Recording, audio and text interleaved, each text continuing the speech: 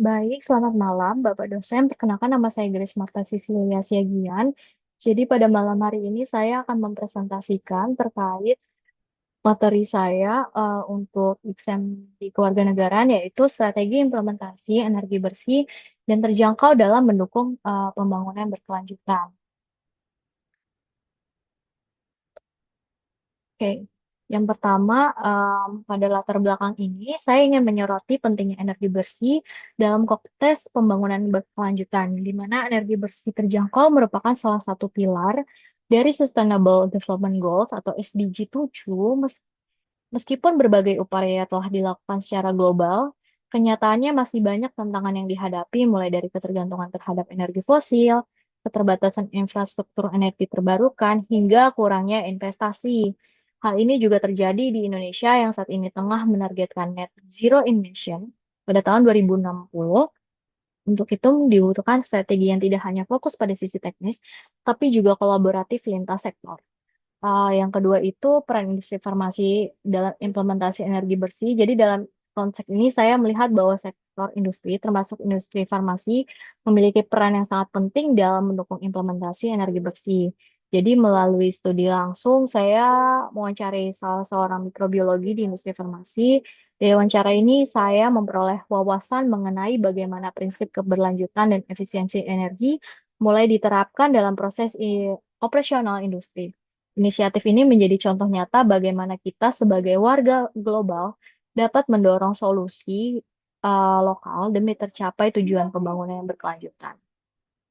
Rumusan masalah saya di sini terbagi menjadi tiga. Yang pertama, apa saja tantangan dan strategi percepatan implementasi energi bersih di sektor industri Indonesia.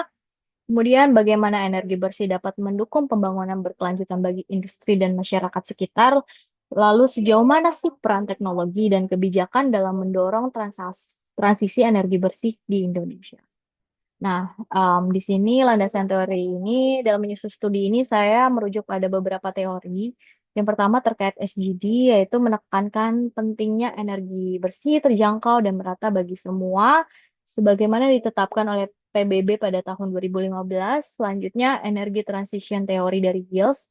Di sini transisi energi tidak hanya soal teknologi, tetapi juga melibatkan perubahan kebijakan dan perilaku masyarakat, yaitu dengan meninggalkan energi fosil menuju energi terbarukan. Lalu juga mengacu pada energi justice teori dari Sofacol, menekankan pentingnya keadilan dalam akses energi. Artinya semua kalangan tanpa kecuali berhak mendapatkan energi yang layak.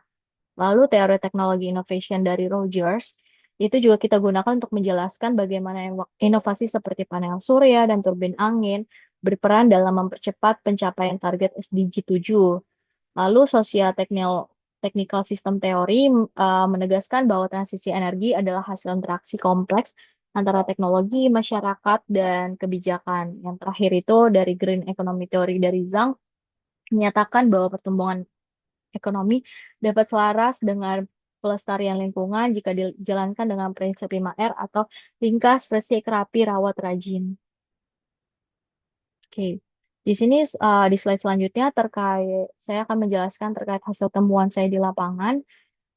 Dari hasil observasi dan wawancara yang saya lakukan terhadap karyawan di mikrobiologi di industri farmasi, saya menemukan bahwa alat-alat seperti autoclave, inkubator, laminar airflow, dan freezer bersuhu rendah merupakan peralatan utama yang paling banyak mengkonsumsi listrik.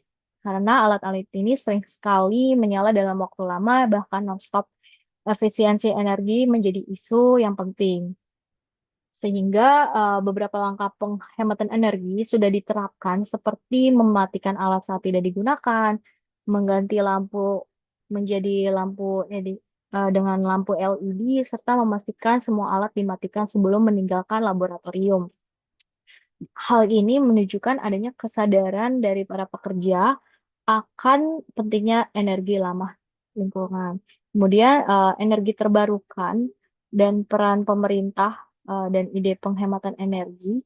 Di sini lebih jauh lagi para pekerja itu menyadari bahwa penggunaan energi bersih memiliki dampak positif serta mengurangi jejak karbon, menjaga kelestarian lingkungan dan mendukung keberlanjutan industri farmasi dalam jangka panjang. Di sini juga saya menemukan bahwa pemanfaatan energi terbarukan, khususnya tenaga surya, itu sudah mulai dikenal dan diadopsi di beberapa industri farmasi. Namun untuk mempercepat adanya transisi ini sebenarnya sangat dibutuhkan peran pemerintah baik dalam bentuk insentif pajak, subsidi, pelatihan teknis, maupun kebijakan pendukung lainnya.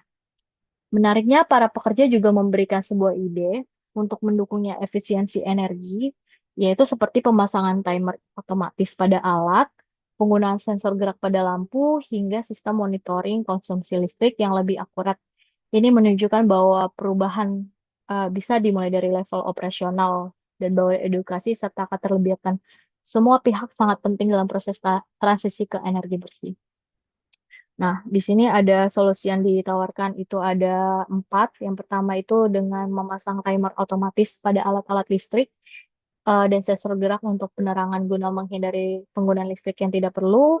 Lalu penggunaan panel surya atau sumber energi terbarukan lainnya untuk mengurangi ketergantungan terhadap energi fosil dan menekan biaya listrik juga. Lalu juga memberikan pelatihan dan sosialisasi kepada seluruh pekerja tentang pentingnya dan penghematan energi penggunaan bersih. Kemudian menerapkan sistem monitoring untuk memantau penggunaan energi secara real time agar dapat melakukan pengendalian dan evaluasi secara efektif. Nah, dari penggabungan 4 solusi ini diharapkan mampu mendorong efisiensi energi yang berkelanjutan di industri farmasi.